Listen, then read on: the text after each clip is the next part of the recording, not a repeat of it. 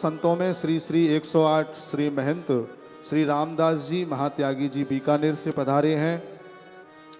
और निवेदक में पूज्य महाराज श्री जी राष्ट्रीय संत श्री श्री 108 श्री अखिल भारतीय महामंडलेश्वर श्री सरजूदास जी महात्यागी जी के परम सानिध्य में, और हमारे पुजारी जी जो बाटी गांव में आगामी महंत के रूप में जो इस स्थान को जो व्यवस्थित करेंगे, श्री शत्रुघ्न दास जी महात्यागी जी महाराज के सानिध्य में यह दिव्य सप्त दिवसीय श्रीमद् भागवत महापुराण की कथा और दिव्य यज्ञ की ये सुंदर रचना हम आप सभी लोग दर्शन कर रहे हैं।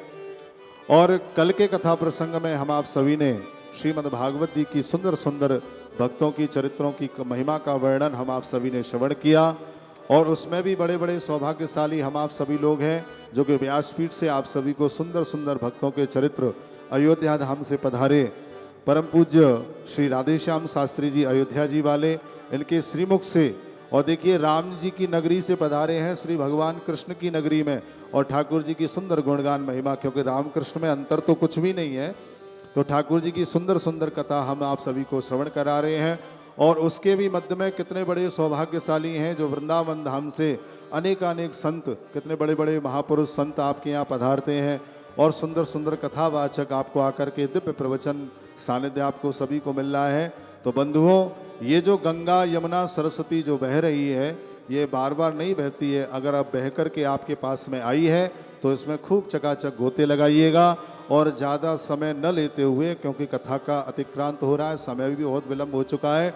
तो आइए आज के इस पावन प्रसंग में हम आप सभी लोग प्रवेश करें।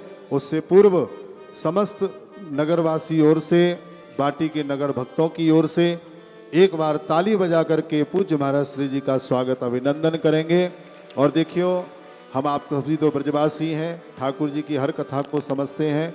ये जो आपके सामने व्यासपीठ पर जो भागवत भगवान विराजमान है, ये कोई पोथी पत्री नहीं है, ये साक्षात श्री बांके बिहारी जी का ही विग्रह स्वरूप है। आप संस्कार चैनल के माध्यम से, आस्था के माध्यम से, यूट्यूब पर कथाओं के माध्यम से, संतों के प्रवचनों के माध्यम से, और महाराज श्री जी भी आपको बता ही चुके होंगे, और नहीं तो आगे सप्तम दिवस में आप सभी को ये प्रवचनांश बताएंगे कि भागवत जी कोई पोथी का स्थान नहीं है।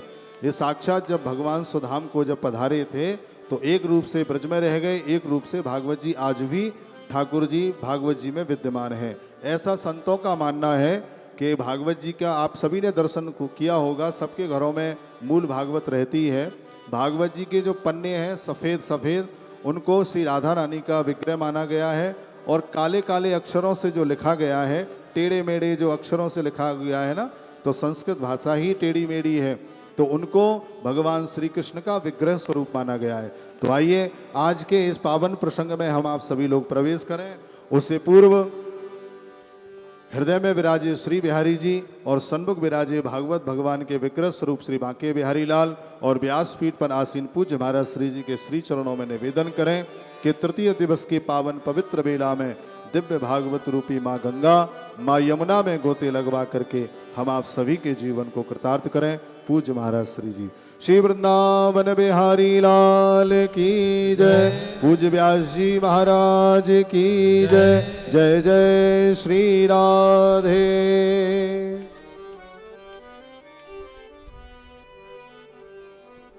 राधे श्री राम। स्वस्ति श्री गणेशाय नमः। सादा लग रहा है, देश समाप्त हो गया। कल अच्छा था, आज सादा सादा लग रहा है।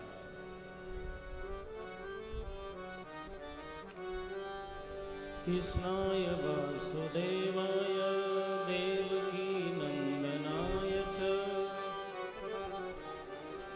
नंद गोप कुमाराय गोविंदाय नमो नमः। भूतैर्महद्भिर्यैमा पुरो विभुर्निर्मायसे ते यदमुषु पुरुषः भुङ्क्ते गुणान् षोडश षोडशात्मकः सोऽलङ्कृशिष्ट भगवान् वचांसि मे। सीतानाथ समारम्भां रामानन्दार्य मध्यमाम् अस्मदाचार्यपर्यन्तां वन्दे गुरुपरम्पराम्।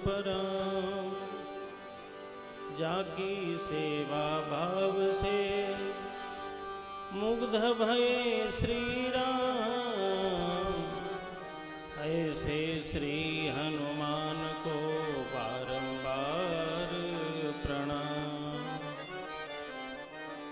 बोलिए श्री राम महायज्ञ की जय, सियावर रामचंद्र भगवान की जय, त्यागी बाबा जी महाराज की जय, भागवत महापुराण की जय, बांके बिहारी लाल की जय, बाटी गाम की जय। जय जय श्री राधे। भगवान श्री सीताराम जी की कृपा से बांके बिहारी जी के क्षेत्र में श्री राम महायज्ञ भागवत महापुराण की कथा, रासलीला, सत्संग और संतों का सानिध्य प्राप्त हो रहा है। आइए हम सभी अपनी अपनी चित्त वृत्तियों को समाहित करें, सावधान मन से कथा का श्रवण करें। गंगा जी के परम पुनीत पावन तट पर सुखदेव जी महाराज राजा परीक्षित को कथा सुनाने के लिए उपस्थित हुए। भागवत महापुराण इतिहास नहीं है, ये पुराण है। इतिहास में और पुराण में अंतर होता है। आजकल के जो बच्चे हैं ना, लड़के हों लड़की हों, उन्हें लगता है कि भागवत तो हिस्ट्री है, कोई कहानी है जो घटी हुई है, उसी को महाराज जी लोग इतिहास को, हिस्ट्री को हम लोगों के सामने सुनाते हैं। स्टोरी इसको कहते हैं बच्चे लोग। इतिहास का संबंध अतीत काल से होता है, बीते हुए काल से होता है, और पुराण का संबंध बीते हुए काल से नहीं होता है। पुराण का संबंध तीनों कालों से होता है। पुराण पहले भी था, आज भी है, आगे भी रहेगा। और ये पुराण की घटनाएं रोज हमारे जीवन में घटने वाली घटनाएं हैं। काली नाग तब भी था और आज भी है।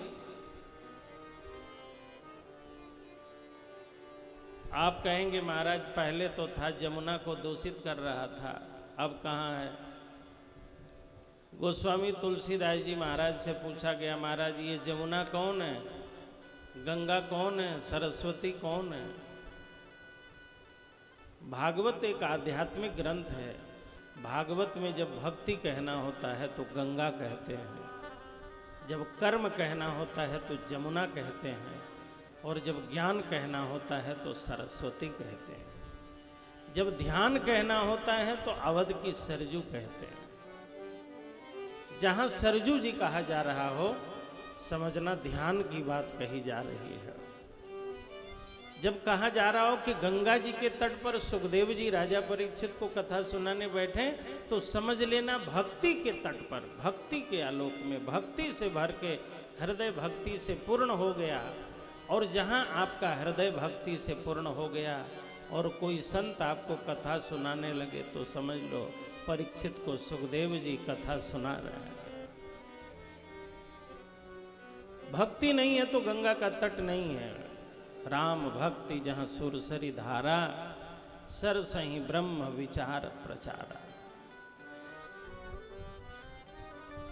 तो गंगा के तट पर सुखदेव जी राजा परीक्षित को कथा सुना रहे हैं। इसका मतलब है आप भी अपने हृदय में भक्ति को प्रकट करिए और उसी भक्ति भाव से आप कथा सुनिए।